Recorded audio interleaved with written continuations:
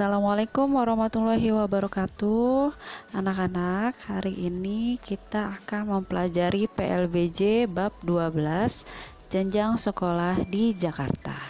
Jenjang sekolah di Jakarta. Nah, Ibu akan menjelaskan tentang mengenal pendidikan di Jakarta, jenjang sekolah formal di Jakarta, dan pendidikan non formal di Jakarta. Mengenal pendidikan di Jakarta, ada 3 jalur pendidikan di Indonesia, yaitu pendidikan formal. Pendidikan formal dilaksanakan di sekolah, contohnya PAUD, pendidikan dasar, pendidikan menengah, sampai pendidikan tinggi. Kedua, pendidikan non formal diadakan di luar sekolah. Contohnya Taman Permainan Anak atau TPA, lembaga kursus, lembaga pelatihan, dan sanggar. Yang ketiga, pendidikan informal. Pendidikan informal diperoleh dari lingkungan atau keluarga secara mandiri atau homeschooling. B. Jenjang sekolah formal di Jakarta. Pendidikan anak usia dini atau PAUD. PAUD merupakan jenjang pendidikan paling awal. PAUD untuk anak usia 0 sampai 6 tahun. PAUD untuk pendidikan formal adalah Taman Kanak-kanak atau TK dan Rodatul Atfal atau RA. 2. Pendidikan dasar. Pendidikan dasar merupakan jenjang pendidikan selama 9 tahun, yaitu sekolah dasar dan sekolah menengah pertama. Sekolah dasar atau SD. Setara SD ada MI, Madrasah Ibtidaiyah atau bentuk lain yang sederajat. Lama pendidikannya 6 tahun. Penamaan SD di Jakarta menggunakan nomor urut berdasarkan kelurahan tempat sekolah tersebut berada. Contoh SDN Pondok Kelapa 01, artinya sekolah tersebut sekolah dasar pertama di Kelurahan Pondok Kelapa. SMP sekolah menengah pertama. Setara SMP ada MTS Madrasah Sanawiyah atau bentuk lain yang sederajat. Lama pendidikannya 3 tahun.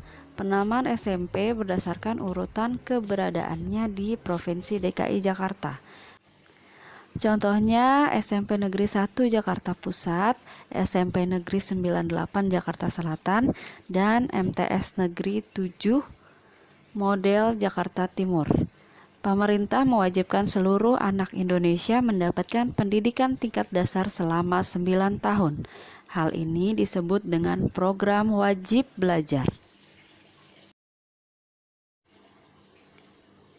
Pendidikan di SD dan SMP merupakan program wajib belajar bagi seluruh anak di Indonesia. Nah, ini adalah gambar gedung SD dan SMP. Ketiga, pendidikan menengah. Pendidikan menengah merupakan lanjutan dari pendidikan dasar, yaitu SMA. Setara SMA yaitu MA, Madrasah Aliyah, SMK, Sekolah Menengah Kejuruan, MAK, Madrasah Aliyah Kejuruan, dan lain-lain. Penamaan SMA dan MA berdasarkan urutan keberadaannya di Provinsi DKI Jakarta. Contohnya SMAN 2 Jakarta Barat, SMAN 5 Jakarta Pusat, MAN 18 Jakarta Timur, dan SMK 57 Jakarta Selatan. Nah, di Jakarta juga sudah banyak sekolah luar biasa atau SLB untuk anak-anak berkebutuhan khusus. SLB meliputi sekolah untuk pendidikan dasar dan pendidikan menengah. Dengan adanya SLB, siswa berkebutuhan khusus mendapatkan pendidikan yang setara dengan anak-anak lainnya. 4. Pendidikan tinggi. Pendidikan tinggi meliputi akademi, perguruan tinggi untuk diploma, sarjana, dan pasca sarjana. Sekolah tinggi dapat berbentuk akademi, politeknik, sekolah tinggi, institut, atau universitas. Pendidikan tinggi bertujuan menyiapkan peserta didik menjadi anggota masyarakat yang memiliki keterampilan. Contohnya Universitas Negeri Jakarta atau UNJ. Ini adalah gedung UNJ.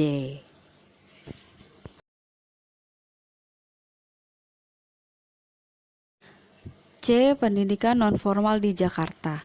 Pendidikan nonformal adalah jalur pendidikan di luar sekolah formal.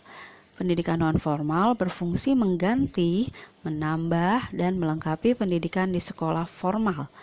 Pendidikan nonformal dapat diselenggarakan oleh lembaga yang ditunjuk pemerintah dan menyesuaikan dengan standar pendidikan nasional.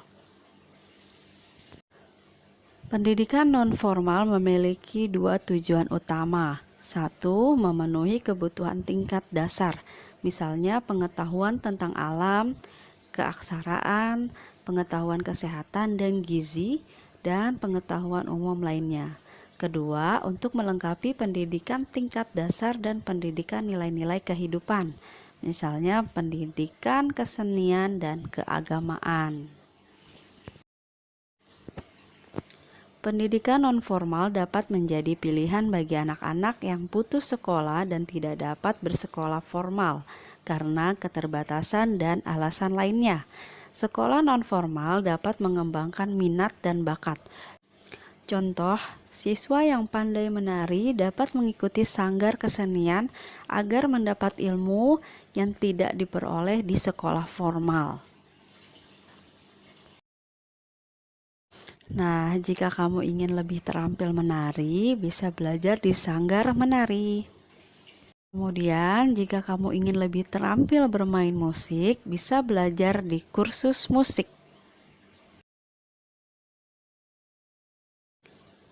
Selain sanggar, lembaga pendidikan nonformal dapat berupa lembaga kursus, lembaga pelatihan, kelompok belajar, dan pusat kegiatan belajar masyarakat atau PKBM. Lembaga pendidikan nonformal dimulai sejak anak usia prasekolah. Di antaranya kelompok bermain atau KB atau Taman Permainan Anak-anak atau TPA. Pendidikan nonformal dapat setara dengan pendidikan formal setelah melalui proses penilaian penyetaraan oleh pemerintah. Misalnya, kejar paket A setara dengan SD, kejar paket B setara dengan SMP, dan kejar paket C setara dengan SMA. Oke anak-anak, terima kasih sudah menonton. Sekian dan terima kasih. Wassalamualaikum warahmatullahi wabarakatuh.